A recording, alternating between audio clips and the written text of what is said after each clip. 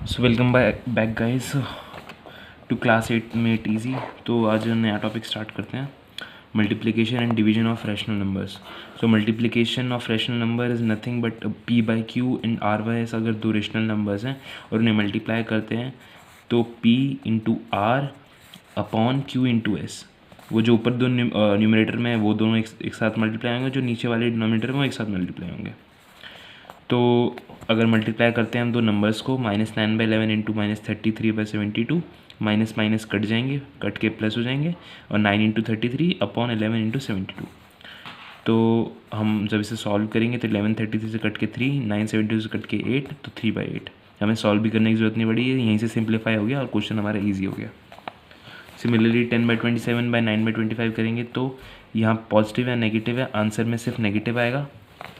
तो यहाँ पे अगर 10 और 25 को हम 5 से काटते हैं तो 2/5, और 9 और 27 को 3/9 और 1/3, तो मल्टीप्लाई करेंगे -2/15 आंसर आ जाएगा। सिमिलरली अगर डिवीजन करते हैं तो डिवीजन अगर p बाई क्यू एक रैशनल नंबर है और एक r by S rational number है तो p बाई क्यू इंटू, अब डिवाइड का मतलब सिर्फ इतना होता है, अगर डिवाइड को मल्टीप्लाई में कर दें तो जो डिवाइड के बाद जो रेशनल नंबर है वो रेसिप्रोकल हो जाता है, यानी कि p by q into s by r. इतनी सी बात है। तो अगर डिवाइड करते हैं हम 10/27 को 15/36 से, तो 10/27 डिवाइड के बाद जो नंबर होगा अगर हमें मल्टीप्लाई करना है तो उसे रेसिप्रोकल कर देंगे, यानी कि अगर 15/36 था तो 36/15 हो जाएगा, बीच में मल्टीप्लाई आ जाएगा। और मल्टीप्लाई करना हमने सीखा ही था, 10 इंटू 36 अपॉन 27 इंटू 15। सिंप्लीफाई करेंगे आ जाएगा। इसे पूरा मल्टीप्लाई करने की कोई ज़रूरत नहीं है, अगर हमारा डायरेक्टली सिंप्लीफाई हो रहा है तो हम आंसर लिख देंगे, टाइम भी बचता है और ज़्यादातर ऐसे ही क्वेश्चन होता है। तो नेक्स्ट आ जाता है कि by what rational number should this number -3/25 भी multiply to get this number. तो x मान लेते हैं उस नंबर को हम, तो x मान लो या p बाई क्यू मान लो, तो -3/25 into p by q is equals to -18/50। तो p बाई क्यू हो जाएगा, यहाँ पे मल्टीप्लाई है वहाँ जाके डिवाइड हो जाएगा।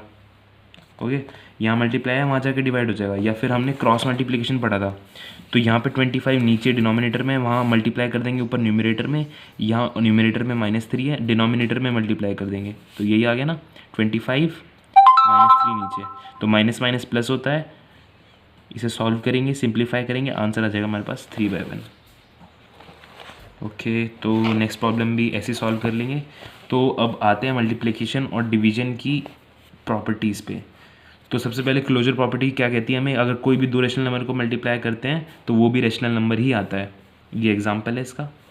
कॉम्पिटिटिव प्रॉपर्टी ये कहती है कि दो रेशनल नंबर का प्रोडक्ट सेम रहेगा अगर हम ऑर्डर भी चेंज कर दें तब भी। तो -3/11 इंटू 22/18 कर दें या फिर 22/18 इंटू -3/11 कर दें, आंसर आपका सेम ही आएगा। एसोसिएटिव प्रॉपर्टी ये कहती है कि अगर प्रोडक्ट है तीन या तीन से ज़्यादा रैशनल नंबर का और हम उनकी ग्रुपिंग करते हैं, यानी कि 3/5 इंटू 5/9 पहले मल्टीप्लाई करते हैं, फिर उसके बाद मल्टीप्लाई करते हैं उसमें -9/10, आंसर सेम आएगा। अगर हम क्या करते हैं अगर हम क्या करते हैं कि 5/9 इंटू -9/10 कर देते हैं और फिर उसके बाद मल्टीप्लाई करते हैं 3/5, तो आंसर हमारा सेम आना है। तो ग्रुपिंग से कोई फ़र्क नहीं पड़ता। मल्टीप्लिकेटिव आइडेंटिटी ये कहती है अगर कोई भी रेशनल नंबर 1 से मल्टीप्लाई होता है तो वो सेम नंबर आता है, अगर माइनस का है तो माइनस का आएगा, प्लस का है तो प्लस का आएगा। मल्टीप्लिकेटिव इन्वर्स ये कहता है कि अगर p बाई क्यू का मल्टीप्लाई होता है q बाई p से, यानी कि p बाई क्यू का मल्टीप्लाई होता है q बाई p से p कट जाता है, q से q कट जाता है, आंसर आ जाता है 1। तो अगर कोई दो नंबर ऐसे एग्जिस्ट करते हैं जिनको मल्टीप्लाई कर दें और 1 आ जाए आंसर, यानी कि फॉर एग्जांपल ले लें कि -3/7 को अगर हम मल्टीप्लाई कर दें -7/3 से, आंसर 1 आएगा, हमें पता है माइनस माइनस कट जाएगा, 7 से 7 कट जाएगा, 3 से 3 कट जाएगा, 1 आ रहा है आंसर। इसका मतलब -3/7 का मल्टीप्लिकेटिव इन्वर्स है -7/3। तो हम समझ गए इतनी बात। ओके, 1 आना चाहिए, -1 भी नहीं, 1 आना चाहिए। ओके, तो प्रॉपर्टी ऑफ ज़ीरो क्या कहती है, product of two rational number और ज़ीरो से मल्टीप्लाई करते हैं किसी भी रेशनल नंबर को तो वो हमेशा ज़ीरो आएगा। डिस्ट्रीब्यूटिव प्रॉपर्टीज़ ये कहती है कि अगर p बाई क्यू एक रेशनल नंबर है, उसे छोड़ो, अगर मान लेते हैं r बाई एस और m बाई एन को हम प्लस कर रहे हैं और पूरे ब्रैकेट होल ब्रैकेट के बाहर हम p बाई क्यू मल्टीप्लाई कर रहे हैं, तो हम उसे ऐसे भी लिख सकते हैं P/Q into R/S plus P/Q into M/N। इसको एक एग्जाम्पल से समझ लेते हैं जल्दी से। अगर 5 को मल्टीप्लाई कर रहे हैं हम 2 + 3 से, ओके, तो देखा जाए तो आंसर आएगा 5 × 5 25। लेकिन अगर हम 5 ऐसे भी कर देते हैं 5 × 2 + 5 × 3, 5 × 2 + 5 × 3, तो 10 + 15 25, आंसर सेम है। ओके, तो हमने ये भी प्रूव कर दिया। ओके, तो मल्टीप्लिकेटिव इन्वर्स -5/19 का क्या आएगा, इसको जस्ट हम ऐसे लिख देंगे 1/-5/19, 19 ऊपर -5 नीचे, तो -19/5 हमारा आंसर है। एक बात ध्यान रखनी है, कभी अगर माइनस डिनोमिनेटर में दिया होता है तो हम उसे अपने आप उसे न्यूमरेटर में पहुंचा देंगे। ऐसी कोई इसकी ज़रूरत होती नहीं है, लेकिन for the sake of simplicity हम इसे कर देते हैं क्योंकि हमारा क्वेश्चन थोड़ा ईजी हो जाता है। मल्टीप्लिकेटिव इन्वर्स ऑफ 8/13, 1/8/13 -1/8/-13, तो -13 ऊपर 8 नीचे रह जाएगा, -13/8।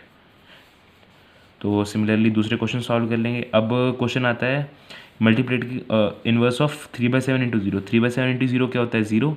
और अगर मल्टीप्लिकेटिव इन्वर्स करते हैं हम 0 का, यानी कि 1/0, 1/0, तो 1/0 होता है infinity that does not exist. अभी आप छोटी क्लासेस में तो आपको ये बताएंगे डज नॉट एग्जिस्ट, वैसे इसका मतलब होता है इन्फिनिटी, जो नंबर हम कैलकुलेट नहीं कर सकते। तो हम उसे ये भी कह सकते हैं वो एग्जिस्ट नहीं करता। ओके, तो क्वेश्चन है is 0.3 the multiplicative inverse of 3 × 1/3 why और वाई नॉट। क्वेश्चन पूछ रहा है हमसे, तो क्या करते हैं 3 × 1/3 हम लिख लेते हैं, 3 × 3 = 9 + 1 10, 10/3। और वहीं 0.3 का मतलब होता है 3/10, तो 3/10 है, 10/3 है। क्वेश्चन था is 0.3 the multiplicative inverse of 3 × 1/3। अगर 10/3 का मल्टीप्लिकेटिव इन्वर्स कर देते हैं तो 1/10/3, 3 ऊपर 3/10, वही नंबर आ रहा है।